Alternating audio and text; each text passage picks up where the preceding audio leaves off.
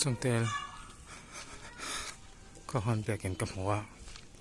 anh bẹt cái ô cái thật sự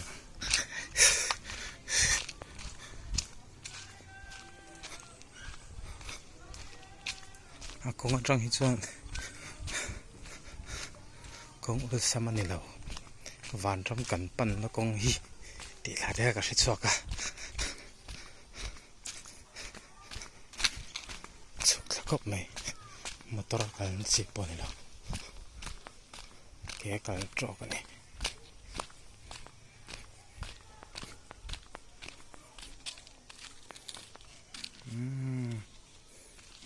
là anh tia tụ lốc rồi cái chuyện ba Seventh Day Adventist Church trong tel này bây giờ hi kan he call re nghe lại bằng party ta sao linh son isa chung kan em rồi chín phải không son ha đến nhàng hết được chẳng hạn cái phe lên ngã kan em nhàng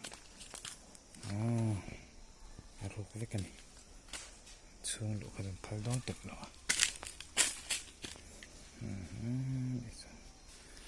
vậy cho ba này cái này tệ ôm này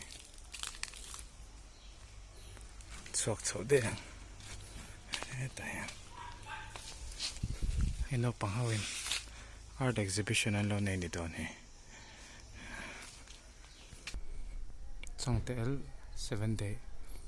Adventist Church sukun ba mai thon tane bye xong cả này khi thằng sầu lên nghe khi ta kìa